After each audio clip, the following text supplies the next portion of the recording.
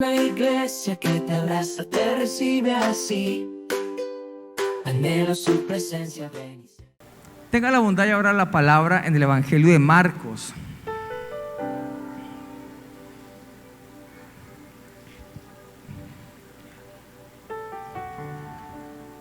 Yo voy a pedirle favor a cada ministerio que cuando vayan a hacer alguna actividad para cualquier cosa ministerio, la hagan antes o después de la celebración, ¿vale? Porque cuando empezamos una celebración es todo un culto a Dios y la palabra es de honra, igual que la alabanza. Igual que les iba a pedir el favor, los que se están discipulando, que termina el discipulado a las 9 y muchos quedan charlando aquí hasta las 9:10 y a las 9:11 se van corriendo para la panadería y a las 9:15 empezamos con el devocional. Entonces la persona que está aquí hablando, que está hablando la palabra de Dios, también merece respeto, y cuando a usted le toca hacerlo, pues también quiere que la gente respete. Entonces cuando se vaya, procure, si salió a las 9 va a ir a tomar cafecito, vaya rápidamente y a las 9:14 esté, para que a las 9:15 comencemos con nuestro culto, porque suele pasar que empezamos a las 9:15 y comienzan a llegar graneados, ¿no? De la panadería, corriendo, 9:25, 9:35 y todavía con la empanada aquí colgando. Entonces, para que vamos colocando orden y para que vamos entendiendo la importancia de la palabra. También les quiero pedir un favor. Nosotros estamos publicando, subiendo a las redes las predicaciones, amén. Entonces, algunos que no pueden venir o algunos que les gusta compartir, hay palabras, toda la palabra de Dios es maravillosa, cada una deja una muy buena enseñanza. Si usted la puede ver o la puede compartir, hágalo. La enseñanza del domingo pasado fue el poder de la palabra de Dios. Yo creo que es algo que todos necesitamos reconocer y entender para aprender a valorar y cambiar nuestra vida. Que nuestro matrimonio sea extraordinario, que nuestras relaciones sociales sean extraordinarias, que nuestro profesionalismo sea extraordinario, que todo sea extraordinario cuando nosotros atendemos a la palabra del Señor, amén. Bueno, vamos a leer entonces la escritura. Hay que tener mucho respeto por la palabra. Marcos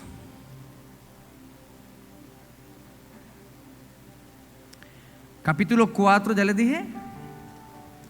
Bueno, Marcos capítulo 4 y vayamos al versículo 35 y cuando lo encuentren nos ponemos sobre nuestros pies, por favor, y leemos la escritura.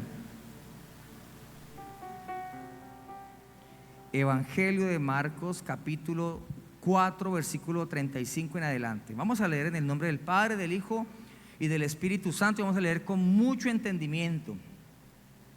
Aquel día, cuando llegó la noche, les dijo. ¿Quién les dijo? Jesús, ¿cierto? Les dijo: pasemos al otro lado. ¿Qué les dijo? Pasemos al otro lado. Y despidiendo a la multitud, le tomaron como estaba en la barca, y había también con él otras barcas. Pero se levantó una gran tempestad de viento y echaba las olas en la barca de tal manera que ya se anegaba, o sea, ya se ahogaban. Y él estaba en la popa durmiendo sobre un cabezal. Y le despertaron y le dijeron: Maestro, ¿no tienes cuidado que perecemos? Y levantándose reprendió al viento y dijo al mar: Calla, enmudece. Y cesó el viento y se hizo grande bonanza. Y les dijo: ¿por qué estáis así amedrentados? Y les dijo: ¿por qué estáis así amedrentados? ¿Cómo? ¿No tenéis fe? Entonces temieron con gran temor y se decían el uno al otro: ¿quién es este que aún el viento y el mar le obedecen? Amén y amén. Cierre la palabra, por favor. Padre, gracias te damos por tu bendita palabra. Gracias, eterno Dios, porque en esta noche, Señor, venimos con hambre de ti, Señor. Y cada palabra, cada tilde, cada coma, Señor, de las sagradas escrituras pueden bendecir mi vida, Señor. Hoy te pedimos en el nombre de Jesús que a través de esta palabra poderosa sigas haciendo la obra de transformación en cada uno de nosotros. Que seas tú, precioso Señor, renovando nuestra mente, Señor, renovando nuestros pensamientos. Que seas tú, Señor, llevándonos a nuevos niveles de gloria en el nombre de Cristo Jesús, Señor. Que como decíamos en el retiro que tuvimos con el liderazgo y los servidores, podamos escribir una nueva historia, pero que sea algo genuino, algo real, poderoso, Dios, algo que viene del Espíritu. Enséñanos, capacítanos, Señor. Declaramos en el nombre de Jesús que somos lo que esta bendita palabra dice que somos, que tenemos lo que esta bendita palabra dice que tenemos, y que no viviremos más de las palabras mentirosas del mundo, Satanás, y de mi propia carne. Declaramos, Señor, que solo viviremos y solo viviremos de una manera muy especial, de acuerdo a lo que tu palabra me enseña. En el nombre de Jesús, amén y amén. Y démosle un aplauso a la palabra del Señor. Tome asiento, por favor. Termina diciendo en esta historia, Jesús a sus discípulos le dice: ¿cómo? ¿No tenéis fe? Es una expresión como de extrañeza de Jesús. Dice: pero ¿qué les pasó? Venimos de ver milagros. Ellos vienen de una campaña, ¿no? Vienen de Jesús echar fuera demonios, levantar paralíticos, ver la gloria de Dios. Entonces Jesús les dice: listo, vámonos a descansar, pasemos al otro lado. Se montan en la barca. Jesús recuesta su cabeza en la popa, aparentemente está dormido, aunque la Biblia dice que Dios no duerme, no se durmió el que te guarda, siempre está al cuidado de nosotros. Sin embargo, Él, estando en la condición de hombre, pues su cuerpo físico necesitaba de un descanso, pero era Dios quien estaba ahí. Se levanta la tormenta, el viento sopla, comienza a entrar el agua a la barca, y comienza el desespero de los discípulos, de los que estaban con Él acompañándolo. Comienza la angustia: nos vamos a morir, ¿qué va a pasar? Y todo lo que ocurre cuando en cualquier momento de nuestra vida llega algo que nos desajusta en nuestra normal manera de vivir, ¿no? Una mala noticia, una cuenta que no esperábamos, algo que nos quiere desajustar y que nos asusta. Entonces ellos comienzan a exclamar, a sentirse perturbados, y levantan a Jesús, lo levantan corriendo, ¿no? Dice: Jesús, mira que perecemos, ¿que acaso no tienes cuidado de nosotros? Jesús lo primero que hace es levantarse, silenciar los vientos, enmudece, le dice a la tormenta: detiene el mar. Y después le dice: ¿y ustedes qué les pasó? Pero ¿por qué están? Me confunden. ¿Qué acaso no tenéis fe? Cuando nosotros leemos este texto bíblico, nos damos cuenta que somos tan parecidos a los discípulos.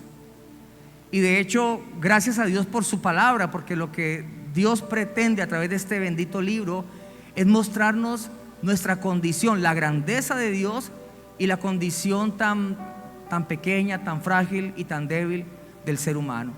¿Cuántos hemos visto la gloria de Dios? Levánteme la mano el que ha visto la gloria de Dios. ¿Cuántos en momentos de angustia Dios ha contestado, Dios ha respondido? ¿Cuándo Dios nos ha dejado en vergüenza?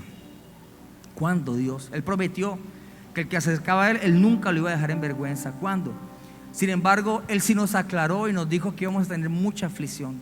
Lo que Él nos quiso decir es que en la barca donde íbamos a estar y Él iba a estar presente, Él mismo iba a permitir que vinieran tormentas, Él mismo iba a permitir que vinieran los fuertes vientos. Todo esto siempre con un propósito. Y el primer propósito, creo yo, es mostrar la condición de nuestra fe, de lo que hay en nuestro corazón. Por eso la extrañeza de Jesús cuando dice: ¿qué acaso no tenéis fe? ¿Qué acaso no tenéis fe? Y yo quiero hacerle esa pregunta a usted y hacérmela a mí.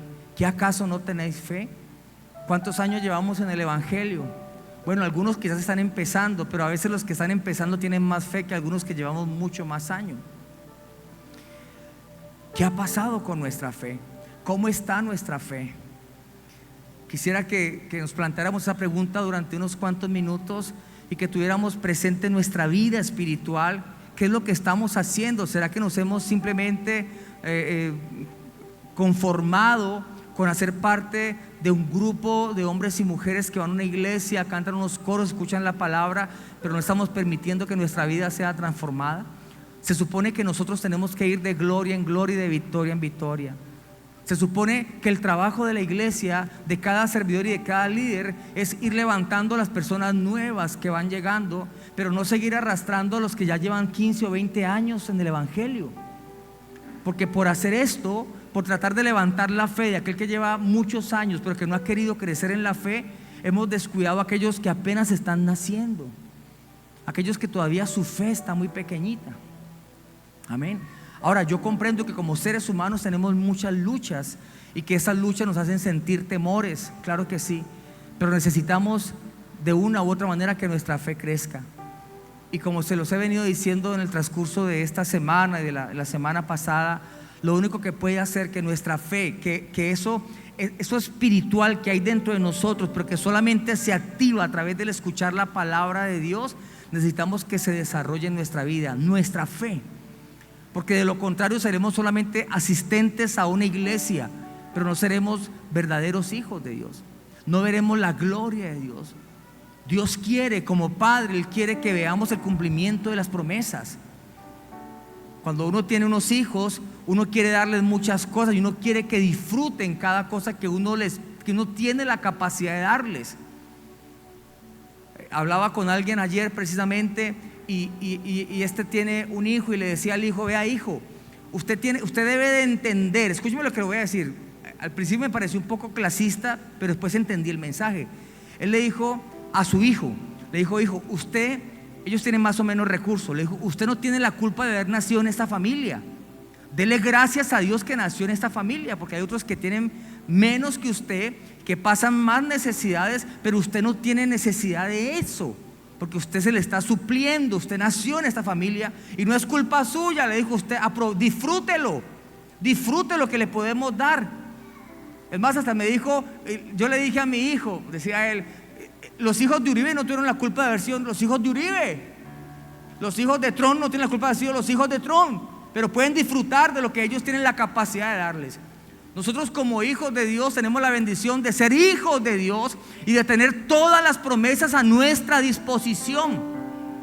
Pero cada promesa de ella va a ser alcanzada en la medida que mi fe va creciendo, en la medida que la capacidad que tenga yo de creer a lo invisible, porque yo no veo a Dios, yo no veo las promesas, las leo, pero no las veo sino solamente cuando puedo creerlas. Ellas se materializan, ellas son reales. Era imposible físicamente que un hombre caminara sobre las aguas. Sin embargo, Pedro le creyó al Señor, se bajó de la barca y caminó sobre las aguas. Era imposible que alguien detuviera el mar y detuviera los vientos. Sin embargo, Jesús se levanta, y es más, Él dice que esto también lo podrían hacer, nosotros lo podemos hacer. Pero todo se activa a través de la fe. Pero la pregunta de Jesús nuevamente en esta noche es: ¿y tu fe cómo está? ¿Cómo les dijo literalmente?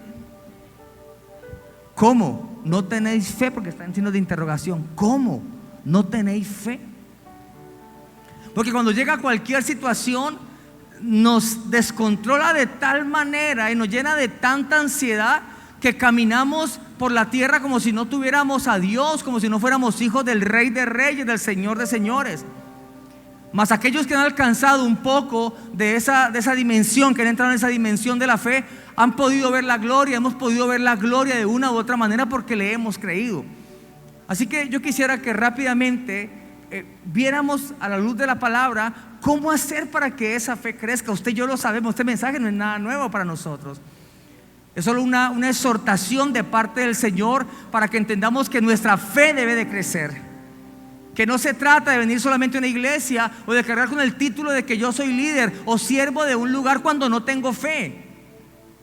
Se supone que si yo soy líder, pastor o siervo de una congregación, es porque mi nivel de fe está un poquito más elevado y yo le puedo mostrar a través de mi fe las cosas maravillosas a la persona nueva que está llegando. Pero a veces los nuevos nos sorprenden más porque tienen más testimonios que dar, ¿o no? Alguien tiene un testimonio y se levanta el nuevo: sí, pastor, mire que yo hice esto y le confié en Dios. Y muchos llevamos años y hace rato no tenemos un testimonio que contar. Así que, ¿qué pudiéramos hacer? Lo primero que tenemos que hacer indudablemente es escuchar a Dios. escuchar a Dios. Lo primero, dentro de esa escuela de fe que estaban los discípulos en la barca, lo primero que ellos hicieron fue escuchar la voz de Jesús, que les dijo: pasemos al otro lado, ¿cierto? Hay la voz de Dios, está la palabra de Jesús, está una instrucción del mismo Señor. ¿Cuál es? Montes en la barca, que vamos a pasar al otro lado. Ya aquí terminamos, vamos para el otro lado. Ya viviste esto, vamos hacia otro lado. No nos quedemos en un mismo sitio, no nos quedemos dando vueltas, no nos quedemos disfrutando o viviendo de la historia. La historia es buena para narrar y dar buenos sermones, pero la historia ya no te va a producir nada. Lo que necesitamos es algo nuevo. Dios tiene un mejor vino que darnos al final. Pero necesitamos que escuchar la voz de Dios. Escuchar la voz de Dios. Y vuelvo nuevamente a insistir, la voz de Dios está aquí en la palabra. Por eso necesitamos escuchar la palabra de Dios. Necesitamos darle el valor máximo que tiene la Escritura. Necesitamos, como hombres y mujeres de Dios, como seres humanos que estamos buscando a Dios, darle prioridad a la palabra. Volver a la palabra. Para algunos que no vinieron el domingo, si usted ve la prédica por YouTube, se dará cuenta lo que hablamos a través de la historia. Cómo en la Edad Media hubo 1000 años de oscurantismo, 1000 años de oscuridad, 1000 años donde la gente no progresaba, las familias no avanzaban, no había crecimiento espiritual. Se levantó una religión sin Dios, una religión sin Biblia, que es la Iglesia Católica. Dominaban, gobernaban. En el año 1492, que fue el descubrimiento de América, esa religión vana, vacía, muerta, nos llega a América. Entonces a Colombia llega una religión sin Dios. Por eso Latinoamérica siempre ha vivido con tantas dificultades, tanta escasez, tanta degradación moral. Pero en el año 1517, cuando comienza la reforma, cuando un hombre dijo: es imposible vivir sin la palabra, cuando dijo: necesitamos vivir solo por la Escritura, solo por la fe, solo por Jesús, solo por la gracia, y darle la gloria a Dios, que son las 5 solas que dijo Martín Lutero, comenzó a haber un resurgimiento de la nación. Comenzaron a levantarse, la gente comenzó a leer la palabra, la gente comenzó a congregarse, a escuchar la palabra. En esos 1000 años la gente no escuchaba, no entendía, porque la predicación era en latín. Porque los que tenían el acceso a la palabra era el clérigo católico. Ellos tenían guardadas las Biblias, ni siquiera los padres las leían, ni el Papa tenía conocimiento de la Escritura. Por eso creaban tantos engaños, el purgatorio, las indulgencias y un montón de cosas para engañar a la gente. Porque hoy mismo usted y yo sabemos, somos conscientes que aún dentro de muchas iglesias cristianas, católicas y cristianas, sacan cosas tan extrañas, cosas extravagantes para sacarle dinero a la gente, y la gente cae, y la gente es feliz. ¿Por qué? Porque la gente no honra, no lee la palabra de Dios. Por eso Martín Lutero dijo: solo Escritura. No lo que diga un hombre, no lo que diga un clérigo, no lo que diga una asamblea, no lo que diga una denominación. A mí me tiene sin cuidado lo que diga cualquier denominación. Me interesa lo que dice la Escritura.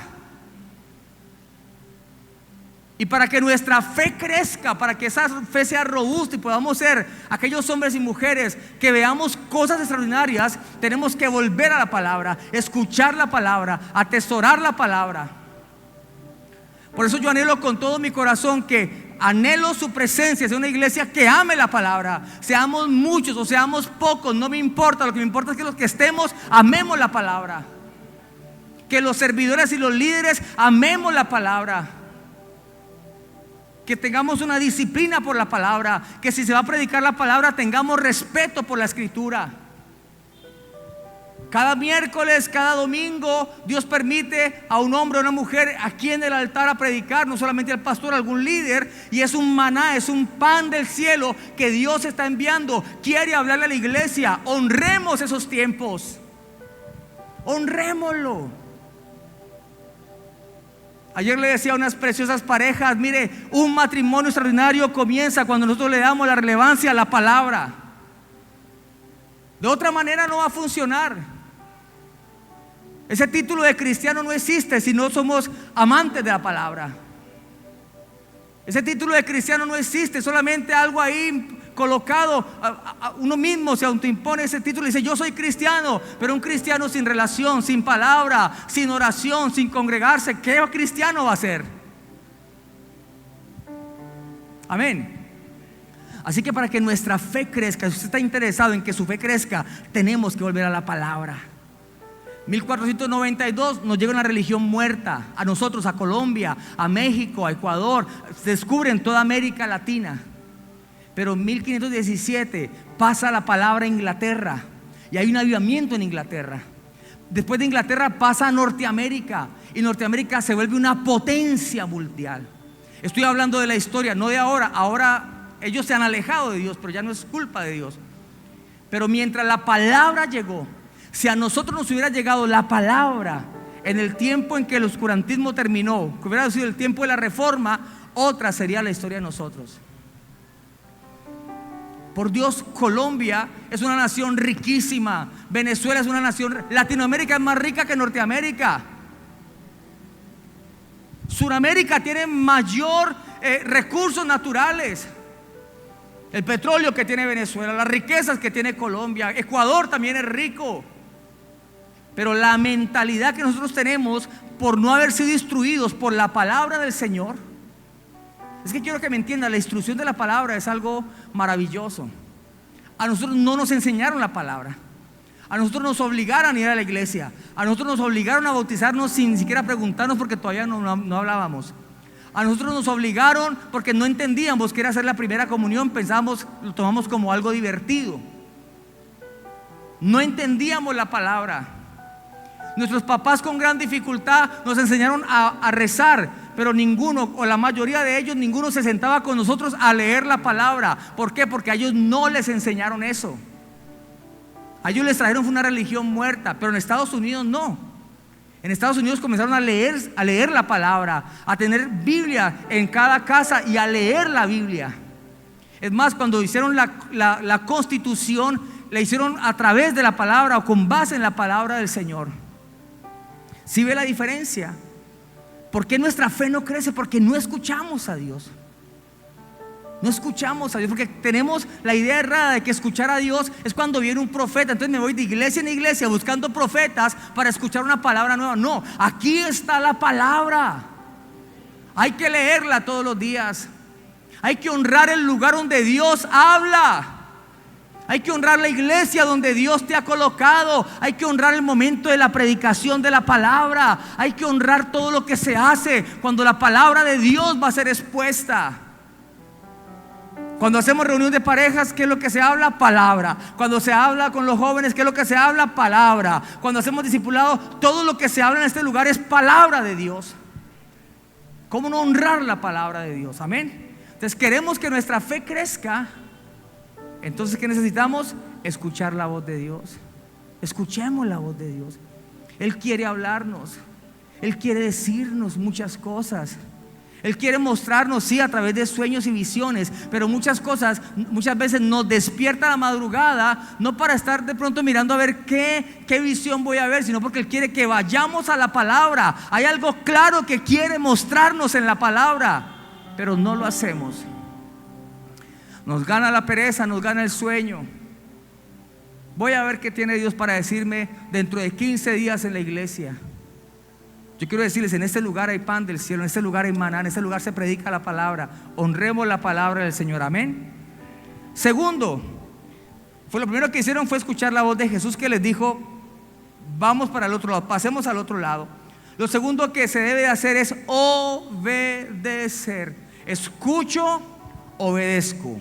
Escucho, obedezco. De lo contrario no va a pasar nada. Si somos simplemente oidores, no va a pasar nada. Jesús les dice: pasemos al otro lado. Los discípulos se montan en la barca. Era Jesús quien les estaba diciendo: pasemos al otro lado. Entonces yo escucho la palabra, obedezco la palabra. Ahora, cuando la Biblia me muestra en el Evangelio de Marcos capítulo 4 que la barca se iba a hundir, esto de una manera magistral el Espíritu Santo a través de este escrito nos quiere mostrar que aunque Jesús nos está dirigiendo, nos está mostrando el camino, no nos está haciendo exentos de que en medio de ese caminar y dentro del propósito de Dios vivamos tormentas. Porque algunos creen equivocadamente que cada tormenta, cada proceso, cada desierto es simbología de pecado o de que estoy fuera del propósito de Dios. No, aún dentro del propósito de Dios, obedeciendo a Dios, Dios permite que vengan tormentas. ¿Para qué? Para que podamos ver los grandes milagros, para que nuestra fe pueda crecer. Amén. Entonces permite a veces que lleguen cosas que no esperamos, para que cuando los enfrentamos en el nombre de Jesús, el nombre de Jesús sea glorificado, porque siempre habrá un milagro que Dios va a querer mostrar en cada situación. Una enfermedad, un problema familiar, a veces se presenta y uno se pregunta, pero ¿por qué, Señor? Si tú me dijiste pasemos al otro lado, yo te obedecí, estoy en la barca que tú me dijiste que ibas a estar, me prometiste que ibas a estar, pero mira, mi barca se está hundiendo. Sí, pero Jesús no se ha ido. El problema está cuando Jesús no está en la barca, y usted y yo somos conscientes cuando Él no está en nuestra vida. Que esa es la otra, que tenemos que tener claridad y ser maduros espiritualmente y saber que muchas de las cosas que ocurren en mi vida no es porque estén dentro del propósito de Dios, sino porque estoy lejos de Dios, porque le soy desobediente a Dios. Entonces las personas tienen la posibilidad de recibir la palabra, de honrar la palabra. Mire, venir a la congregación no se puede convertir en una carga para nadie. Venir a la congregación tiene que ser una delicia. Cuando alguien dice, no, es que yo me voy a quedar descansando, lo que está diciendo es, entonces yo en la iglesia me canso. Para mí la iglesia tiene que ser un descanso. Para mí el recibir la palabra tiene que ser un descanso para mi alma. ¿Cuántos entienden esto? El buscar a Dios es un descanso para mi alma. El llenarme de su espíritu y tengo la oportunidad de servir, pues gloria a Dios. Pero no hemos podido entender el poder del evangelio. No lo hemos podido entender. Siempre relegamos las cosas de Dios y nos vienen los problemas, la enfermedad, las situaciones económicas, y muchos engañadamente de pronto pueden tomar esa palabra y decir, ah, sí, vio, Dios está, yo estoy en el propósito, solo que pues Dios está dormido. No, quizás Dios no esté ahí, porque Dios no está en la desobediencia, porque Dios no está en la rebeldía, porque Dios no está en el menosprecio de la palabra, porque Dios no está en la deshonra. Dios se mueve en la honra. ¿Cuántos dicen amén? ¿Sí me están entendiendo lo que le quiero decir? Dios se mueve en medio de eso. Entonces yo escucho, obedezco, pero en medio de la obediencia pueden pasar situaciones difíciles, pero para ver la gloria del Señor. Tercero, para que nosotros podamos crecer después de obedecer la palabra, es aprender a esperar, o a confiar en Dios. Aprender a esperar o a confiar en Dios. Eso sí que hace que nuestra fe crezca. Porque el problema es que nosotros como seres humanos nos desesperamos fácilmente. Entonces mire, Dios le dice, todo lo que tiene que ver Génesis 12, 15, 17, Dios llama a un hombre llamado Abraham, ¿cierto? Lo llama. Le dice a Abraham, sal de tu tierra y de tu parentela, vete a la tierra que yo te voy a mostrar, y en ti te engrandeceré y haré de ti una nación grande. Y todo el que bendiga será bendito, el que te maldiga será maldito. Y comienza a dar la palabra. Abraham se mueve por la palabra, es obediente a la palabra. Sin embargo, pasa el tiempo y Abraham se desespera. Y su esposa se desespera porque él había prometido un hijo. Entonces Abraham se desespera, la esposa se desespera. Y entonces creo que es en el capítulo 15, la esposa de Abraham, que se llamaba ¿cómo?